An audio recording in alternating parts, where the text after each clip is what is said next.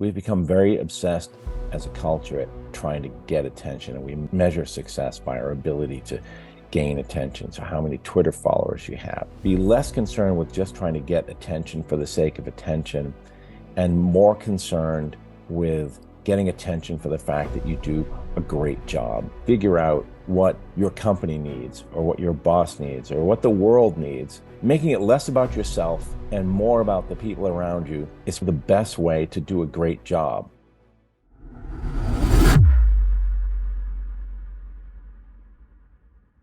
Dan, I've been a fan for years, as I told you prior to recording, so it's great to finally have you here on the Learning Leaders Show. Welcome.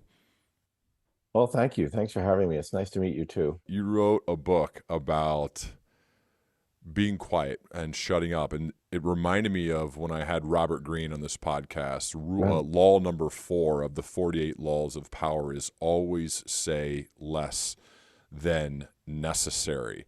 And I gather, based on reading your book, that you wrote this maybe for yourself because you struggle with this. Can you share more about your background on being a talkaholic and potentially getting yourself in trouble because you talk too much?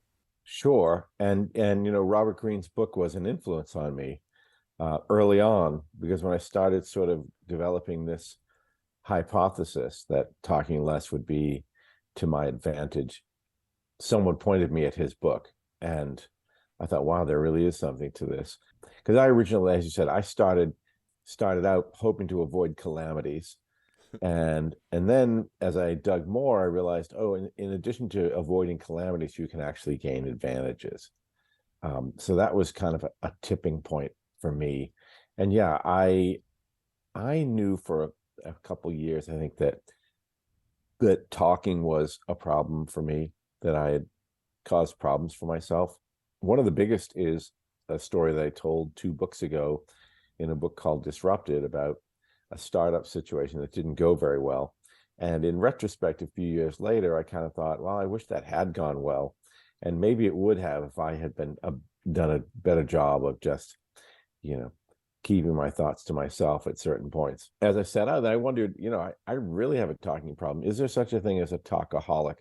And I just Googled that term randomly, and found research done in the 90s that defined a condition called talkaholism. And the researchers who did it estimated that about 5% of the population qualify as talkaholics. And there's an actual assessment, a quiz you took, and subsequently I did, and had my wife as well judge me, Yeah. just like you had your wife judge you. And can you share your score and how you felt about your score and what you then did to try to Yeah, make it better?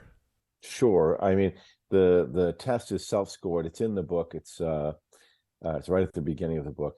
It's 16 questions. You score from 1 to 5, and add it up and do a little math, and you calculate a score that ends up being between 10 points and 50 points, 50 being the most talkative you can be. And I pegged it to a 50.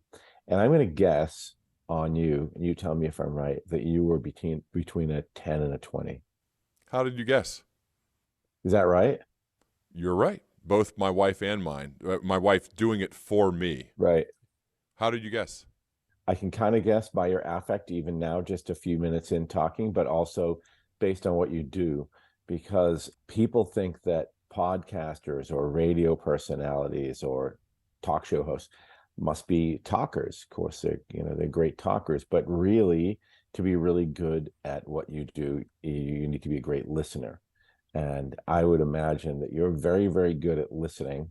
You can have a conversation because you really listen to what the person is saying, and you flow from that, and you can listen. Yeah. So, and listening is a big part of my book too. But yeah, I have found that podcasters, well, it's probably not all, but like ones like you who do thoughtful shows, are usually really good listeners and what you'd call a low talker. Interesting. Well, I appreciate that, especially coming from you. I take that as a huge compliment. The one thing I picked up when you said I'm a 50, meaning like you're a talkaholic, or at least you were. We'll get to what happened over the course of writing this book.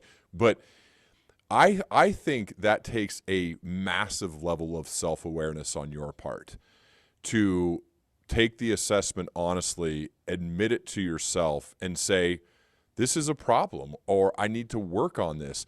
The thing I find, Dan, and I would imagine you would too through all your research, is that that level of self-awareness is not common among talkaholics.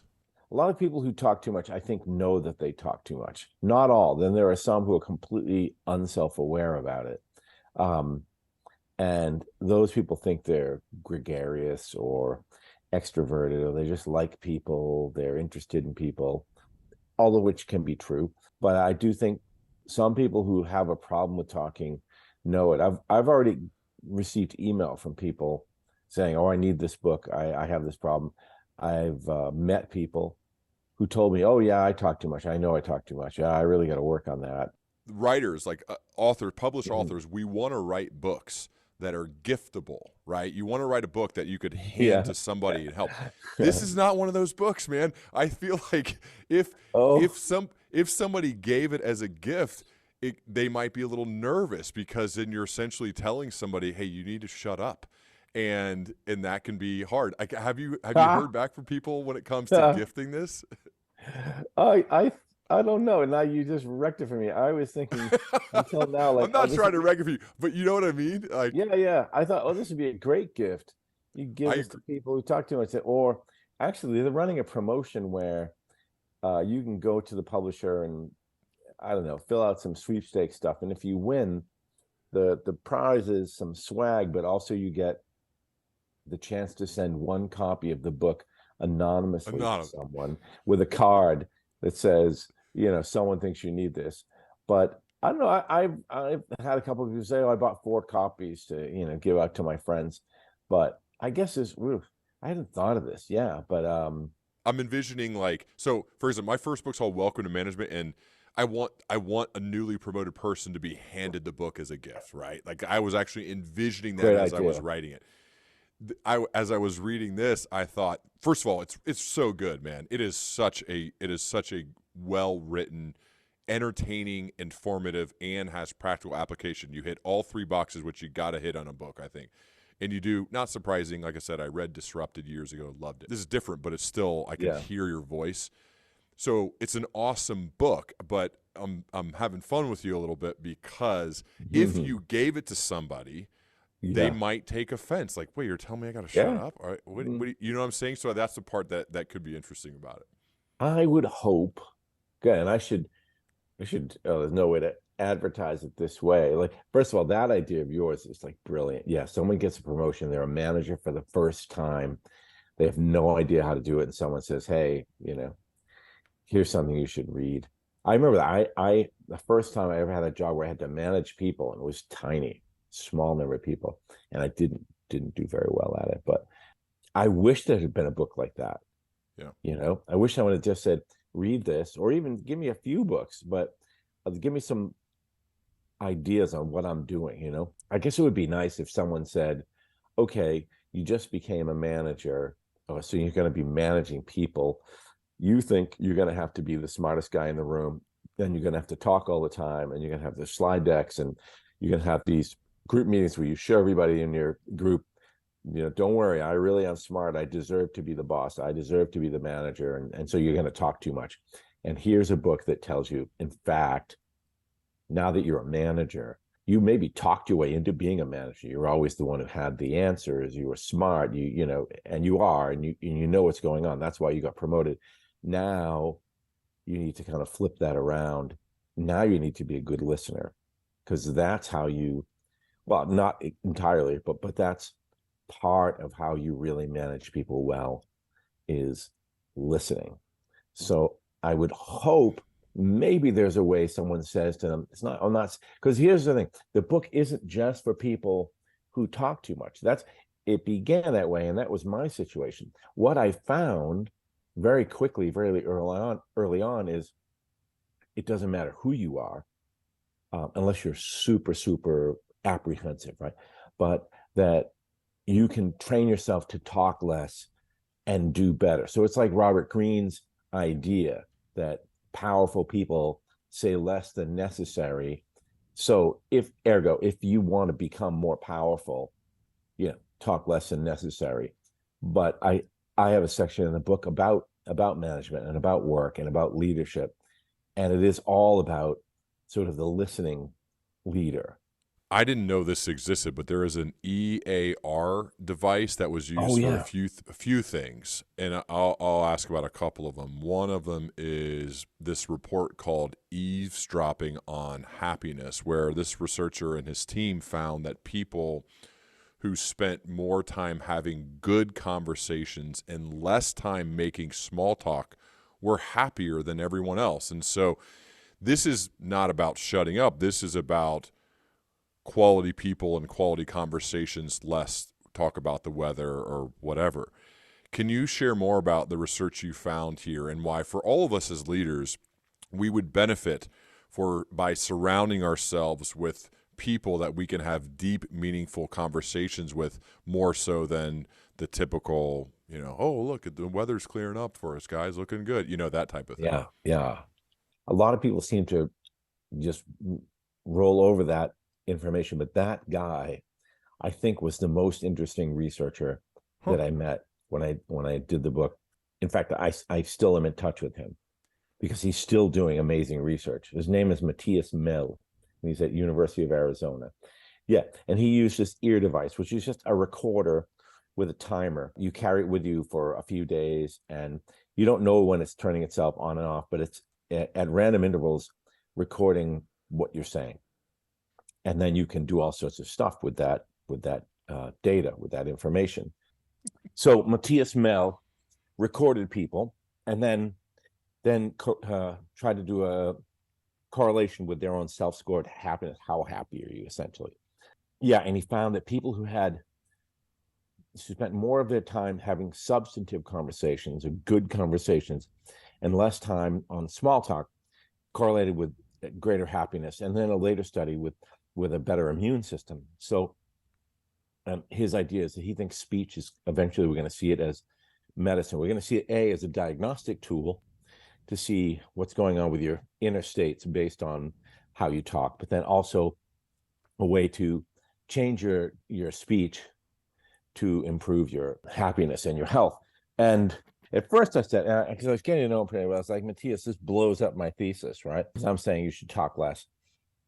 And he said something interesting. He said, no, because substantive conversations, sort of like the one you and I are having now, Yeah. or the one that he and I were having.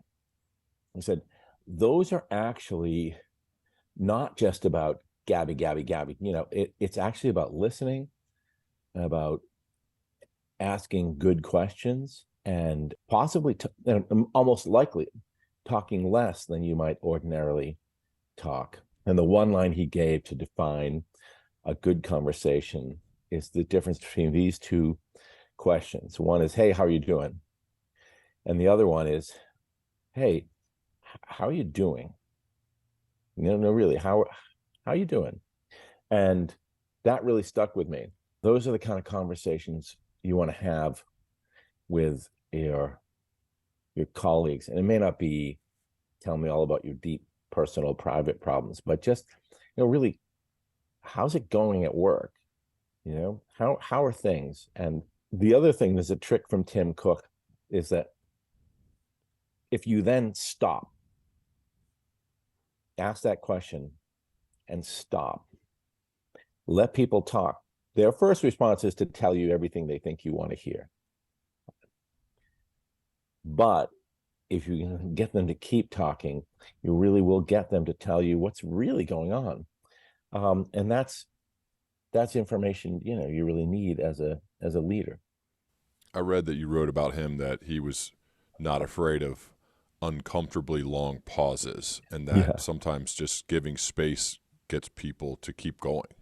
If you don't rush in to, oh yeah, cut people off and start your next question, people will often say the more interesting stuff.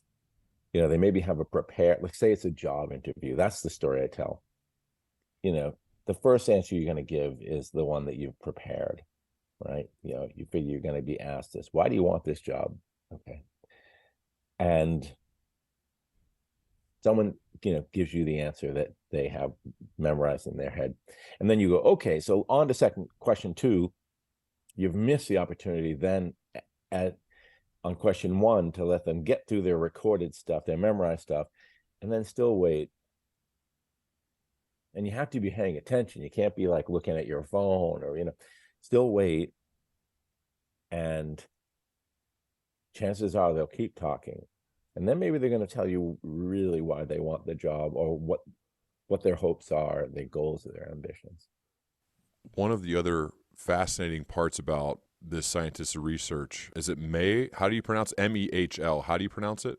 Mel. Mel. He's German, so he told Okay. me, like, in Germany it would be different, but here just call me Mel. May. This is that people who suffer from anxiety and depression use the first person singular pronouns I and me and my more than other people who are don't suffer from as much anxiety or depression. That blew my mind. Can you go deeper there? So this guy Pennebaker at UT Austin was huge on pronouns, and he figured out that you can deduce like a huge amount of stuff about people and about their personality and their character based on the pronouns they use. He wrote a whole book about it, just about pronouns. It's like amazing stuff. Like, do you want to predict which person will be a good president? Look at their pronouns, that kind of stuff. So then they honed in on just the first person singular, and you would think that the person who's saying I did this, I did that, my this, blah, blah, blah, is narcissistic, right, and egotistical. But what they found is that, in fact, it correlates with greater anxiety and depression. The same deal. You look at who uses those pronouns the most, and then you correlate it to a self-scored happiness thing. Then Matthias was saying it kind of makes sense, because, like, think about the last time, like, you went through a breakup, someone broke up with you, and you become like, why is this happening to me? What did I do wrong? Why do they not like me? It becomes you're focusing on yourself a lot. But then the question is, and like, this is really amazing, can you change the pronouns you use to make yourself less anxious and depressed? And the jury's still out on that, but they've tried it. Pennebaker came up with this idea called pronoun therapy, and other people have run with this too.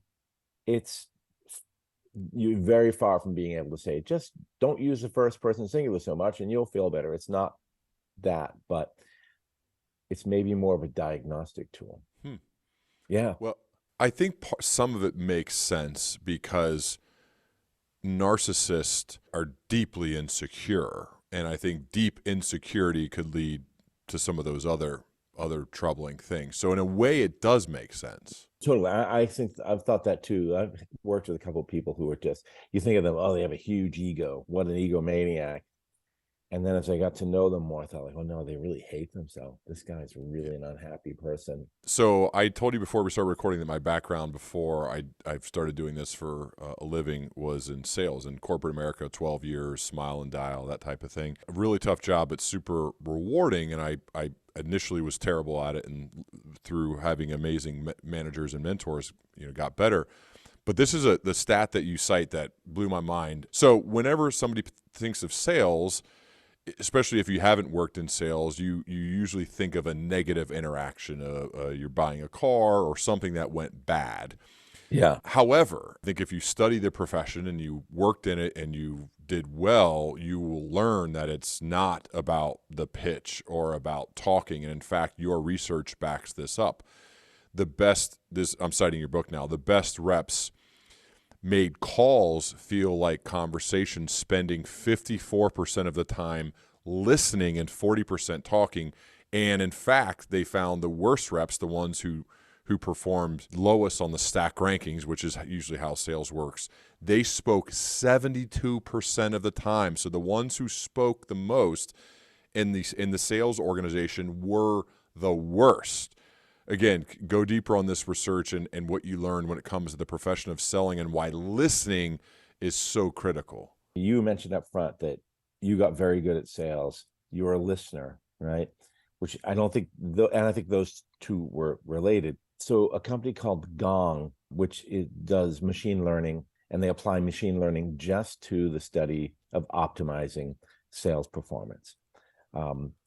They took, I think it's 500,000 hours of sales calls, ran it through a machine learning thing, and analyzed the language. And that's how they found those numbers. At that people who, the sales reps who talked less, listened more, performed better. There's this art of conversation that sort of ties back to Matthias Mell's whole theory.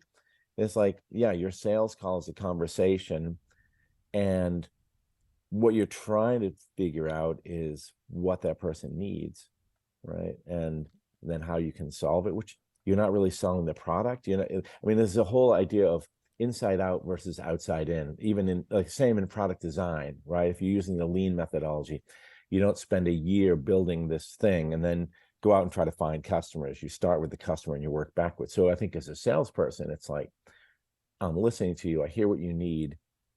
Now I have X, Y, and Z that maybe can help you. So it's a different kind of sale. But I'd like to know, does that jive with your experience as a salesperson?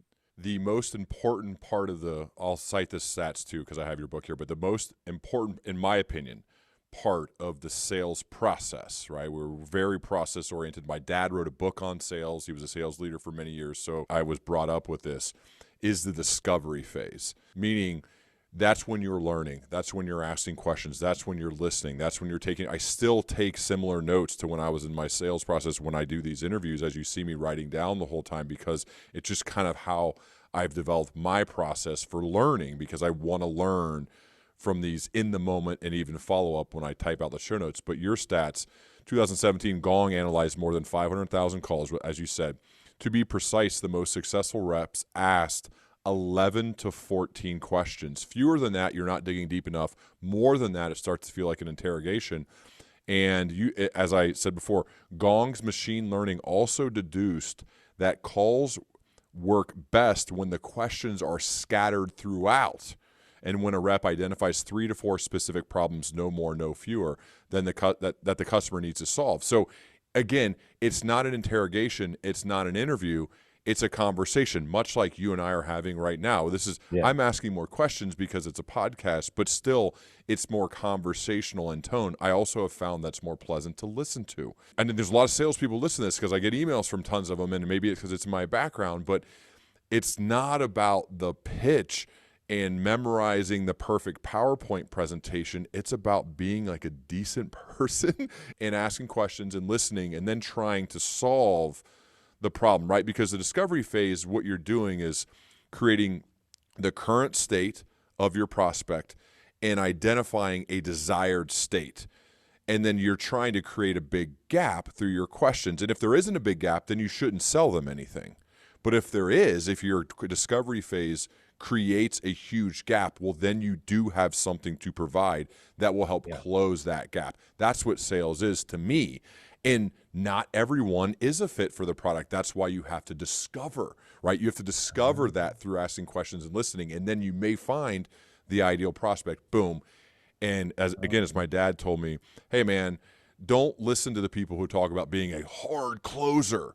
A close should not be an exclamation point. A close should be the period at the end of a very long sentence because you've done deep discovery. So that's, sorry for my tangent on sales, but I'm pretty passionate about it because it's done wrong so much and people get a bad taste in their mouth. And then I read your book and your research behind it, and I'm like, oh, this is perfect. Like, it marries it up so well. I love that line of your dad's. Yeah. It's not an exclamation point, it's a period. It's almost like we've gone through this process, this It's just the journey of next, discovery, and now we're like, ah, it's just the next okay, thing. It's just the right. next And thing. then, and now there's going to be a next sentence, which is, I'm going to provide you with the product, and I'm Yeah. going to listen to how you're And using it's it and not a how's big it moment. working out. Right. It's not a big Oh, moment. right, It's right, just the right. next thing, right? Yeah. Oh, I get it. Like, yeah, we're not done, and I'm never going to see you again. Yeah. Bam, Yeah. bam, bye. Right? It's yeah, yeah, yeah. But I've had that experience myself. You know what? It makes sense to me. Like, I hate buying cars. Like, I dread it. I dread Mm-hmm. it because I know or I feel like every time I buy a car, as soon as I sign the paperwork and I work out, they're just laughing at me behind my back. They're sitting there going, "Look at that idiot. Oh my God." And that is a place where the sales approach is often kind of adversarial or confrontational. But there was one time I bought a car. I was young and just married, and my wife and I had had a sports car, and I sold the sports car. We were going to buy a Subaru wagon, like an Outback or like something like that. And we went to, and it was when Subaru's dealers were like tractor equipment, like they were in cinder block. They weren't fancy. And a friend of mine said, "Oh, talk to this guy." He was an older guy. And I said, "Look, I think we just want like a used Outback, maybe like a year or two old." Just came back. And he was like, "Okay, yeah, I got a couple of," he said, "Look, we got a couple of this year's model that are leftovers because the next year, the new year's out. I got two of them. I can give you one for probably the same price you'll pay for the used one, maybe a little less, but it's like brand new. And I think it'd be good for you guys." And so we drove it, and there's not that much profit in those days. There's a pretty inexpensive car. So we weren't, you know what I mean? Like you knew the deal was about the deal, but I just thought the guy listened to us and said, "Okay, young couple, probably going to have some kids. Why don't you get this car? You'll have this for like 10 years and it's going to be really good for you." And it was no pressure. You know what I mean? Like just, Hmm. and I thought like, wow, that was such a great transaction. I just felt so good afterwards. And part of that process at times that you write about, and I think this is a word that when you hear it, everybody wants to be better at it, and that is negotiation, right? We're negotiating a lot. It happens in your personal life, in your professional life. How can shutting your mouth make you a better negotiator? Well, that's it. Part of it is Robert Greene's thing, right? Just talking less in a negotiation usually rebounds to your favor. So there's lots of anecdotes about in diplomatic negotiations, two countries, and they have a bunch of people at the table. One side will really just stop talking and try to make the other side uncomfortable. So they start talking, trying to fill in the empty air, and maybe negotiating against themselves.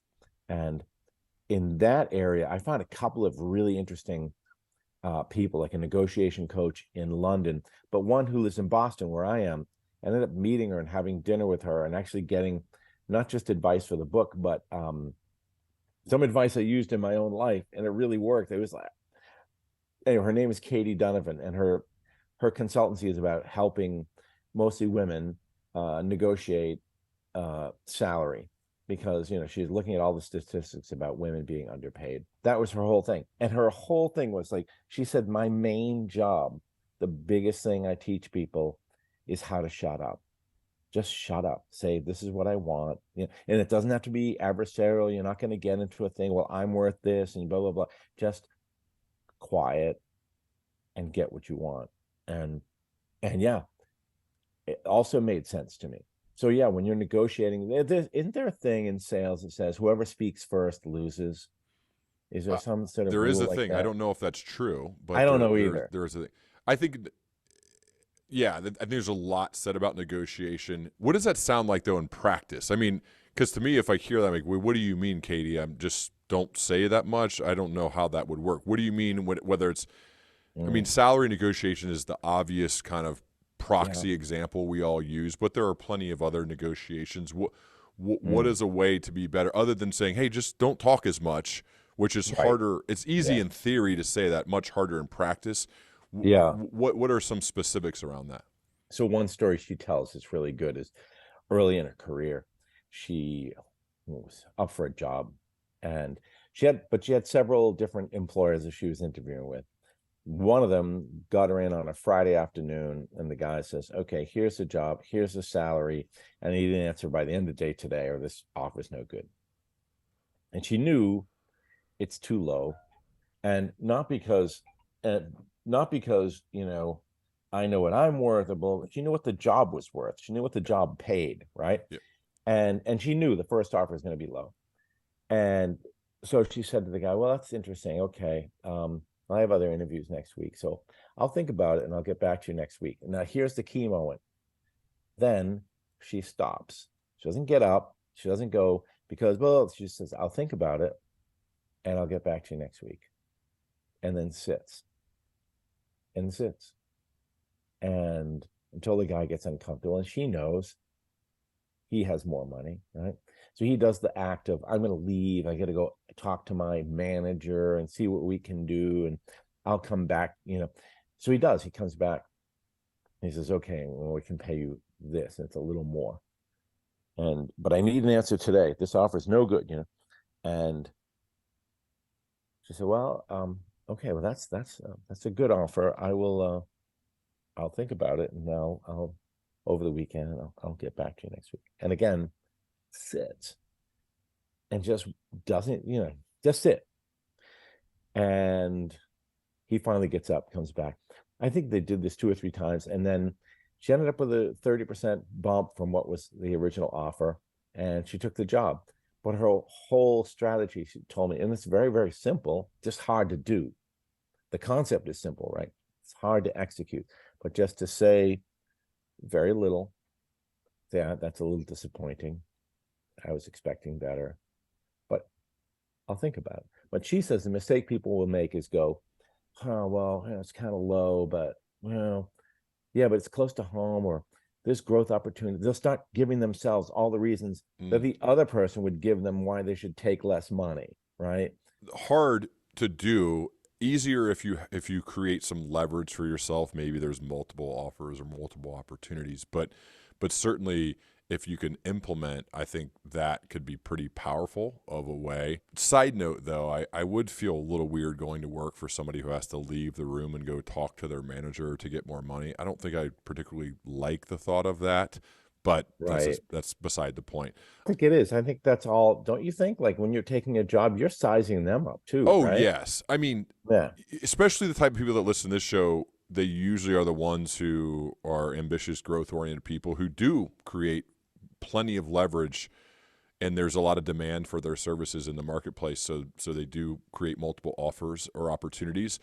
And I think a critical part that in the interview process is, I know for me, I wanted it to be at 50-50, meaning I'm going to be asking just as many questions as them throughout that process. I need to learn about them and who they are and the company and the leadership. The money's a separate thing that we're going to talk about later, because first and foremost, I need to decide, do I want to work with these people? And I can't do that just waiting to the end asking questions. I'll tell you, though, and this is anecdotal research I did, Dan, but when I tried to really detail and take good notes when I interviewed people to work on my sales teams, and then follow up a year or 2 years from them and look at my notes and then compare that to their performance, so I could basically get a crystal clear view on who the best are, who are the people who, so I could get better at the interview process, because it's so hard to interview and make good decisions, right? And the thing that came up the most of all of that, at least in my where I was in my industry, were the people who asked me questions throughout the interview process and didn't just wait till the end. It showed confidence, it showed curiosity, it showed some guts. The meek, kind of non-aggressive or fearful way is to just sit there and answer questions. And then I'm like, I have to get to the end. Do you have any questions for me? And then they flip open their notebook and they read prepared questions. Those people who did that typically struggled where I was, versus the ones who it was a conversation. They were asking me questions throughout. So I kind of took that same approach. And that's an interesting thing as well, because they were curious. They wanted to know. You know why? Because they had options, right? They were in demand. So they were interviewing me almost as much as I was interviewing them. Well, I also think that what that would convey to me is, yeah, they want to know, because they're sizing you up against others. So they're interviewing you, right? Sure. But also, I feel like they're doing what a good salesperson Yes. does, is they're going, what do you need? And can I fill that? Exactly. Right? I was telling my kids, I have twins. I just applied to college this fall. And it goes like, it's mostly done on paper, but there are essays and stuff. And I kept saying, even if it's a big university, but a smaller place, especially, like, okay, they've got a college, right? And they've got 2,000 kids or 10,000 kids. And they know they want it to be a certain way, right? They want to have a lot of people from around the world. They want to have kids from this and that. But they also want people who are going to join things, who are going to do things on campus, who aren't just going to sit in their room and do homework, right? So you've got to figure out, think of it instead of, it's not about me, like I'm a product, I'm going to sell you. It's like, hey, here's what I think I could do for you. Here's why I'd be good. So what do you need? Or try to figure out what do they need and then try to solve that problem. Exactly. And because it's hard, that's not a one-on-one exchange. Although sometimes you are doing an interview for college. And I think, yeah, and if you're just in there, you answer a bunch of questions, and then at the end they say, what are yours? And you ask the two ones. It's almost like you haven't given enough thought to why you really want to go there. Yep. You know what I mean? Yeah. Yeah. Yeah. It should be a two-way street. And I think that's a big, there's this whole phrase of show, don't tell. I mean, you probably Yeah. know this from your world. Well, that person then, by being curious and asking those questions, they're actually showing me. Instead of telling me how good Oh, of a right. sales rep they are or telling me how good of a candidate for this school they are, they're showing me. They're doing it in real time. And that's another big marker, I think, of someone who's going to do well is that you're able to learn that quicker than someone who maybe has a good resume, but you're not like, you're not seeing it. In that world, you're actually like seeing it happen. Yeah, that's really interesting. Yeah, in the college applications, they actually call it demonstrated interest. Huh. You know, they want to see, they'll track how many times did you come to our website? What did you look at on the website? They can, obviously they give you a cookie and they can do that. Yeah, they want to see it. Did you visit the campus? Did you set up a call with a student? Did you do this? Do you that? Like, Interesting. yeah, and my daughter was very successful in her college application. I'm telling you what, she was a monster at that, and we didn't tell her how to do it, and we didn't really say anything. We didn't put any pressure on them, and I watched her in action. Like, go to the school fair at your high school, go to the school fair she studies at a music conservatory. um, Called the school, did an alumni interview, did something here, researched. She knew everybody in this department, who they were, what they taught, reached out to one of them, asked her about his career. And I just watched her like in awe, really in Hmm. awe.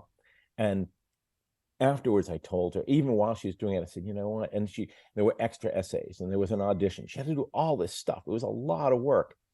And I said to her, even before she did get in, but I said to her beforehand, even if you don't get in, like what you've learned doing this is so huge. And I even told her, I said, and then you did get in. I said, you know what, but the skill you have that's more important than what your grades were, or whatever, it's that you knew how to get there, that you figured out.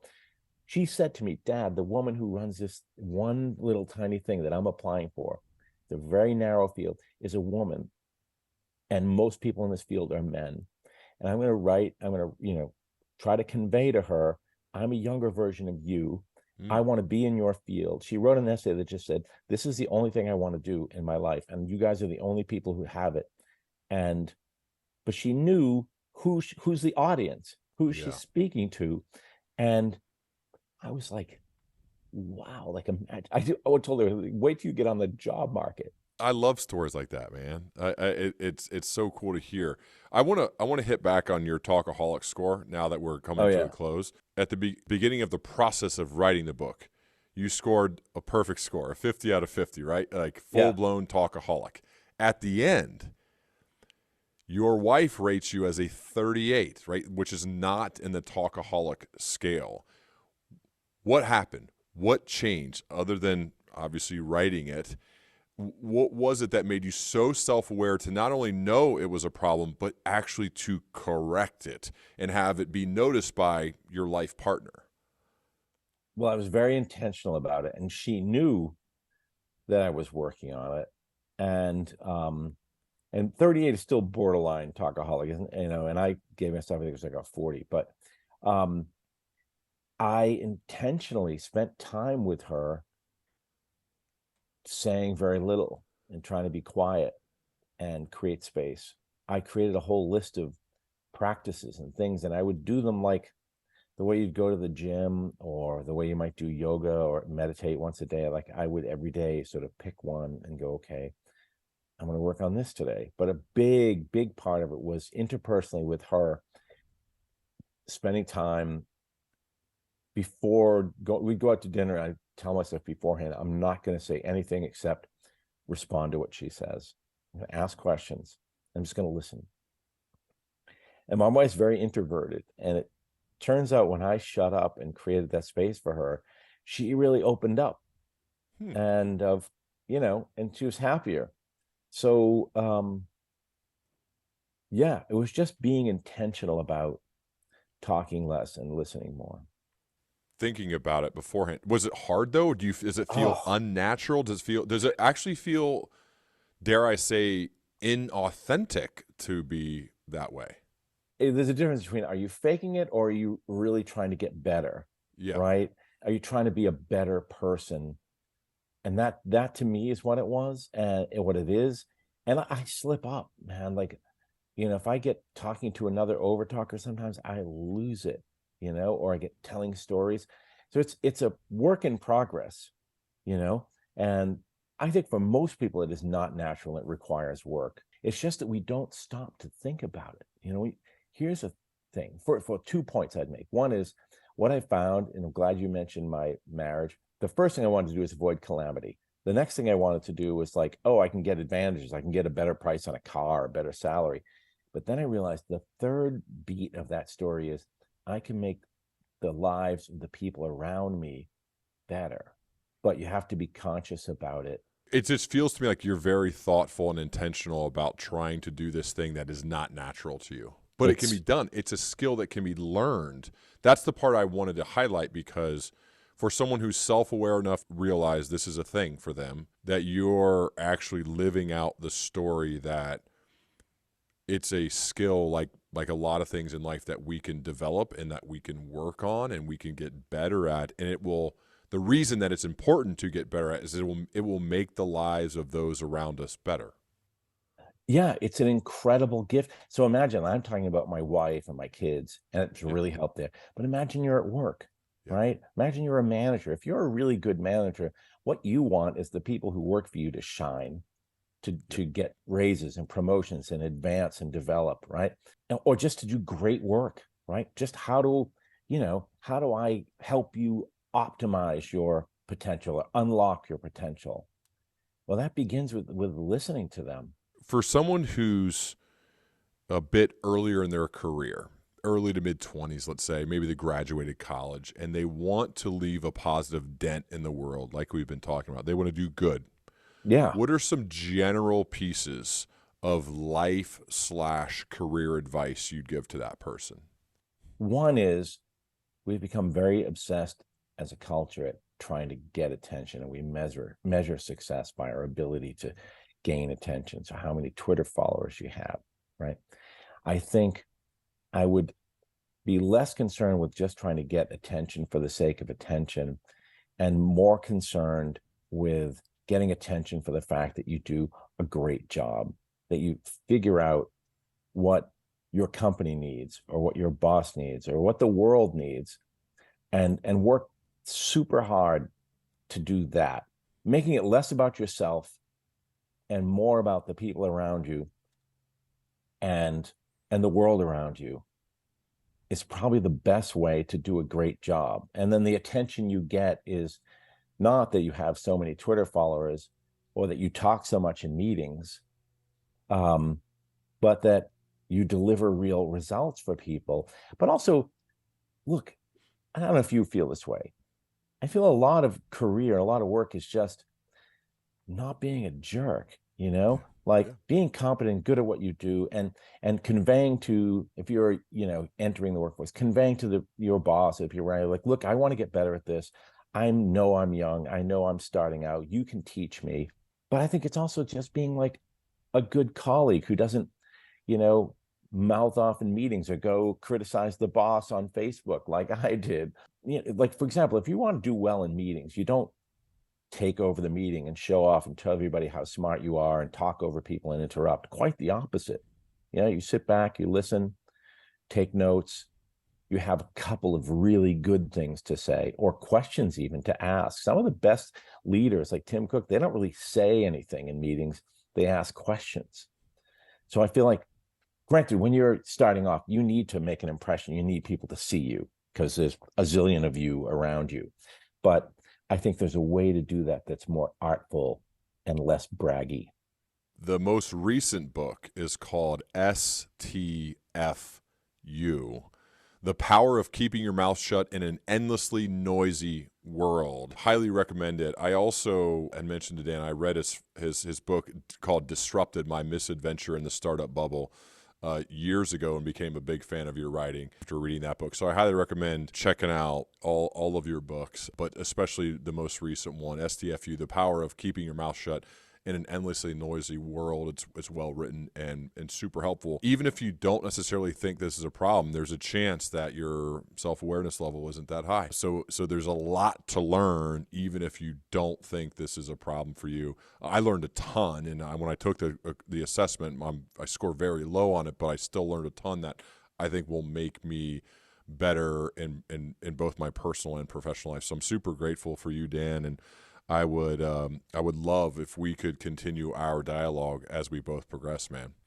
Oh, I would love it too. I really enjoyed this conversation. And of course I'm sitting here going, oh, I should have said this, I should have, but like we could probably talk for a Oh yeah, long time about this, but it's just communication, right? It's just how do you communicate with the world? And yeah, it's fascinating. I'd like to hear more of your stories about sales. happy to. We'll set up another call, man, and we could Okay. even record it if you want. We could do a round two. But I really appreciate your time. I know you got up early on the West Coast with me, so super appreciative, man. I look forward to talking again soon. Thank you so much.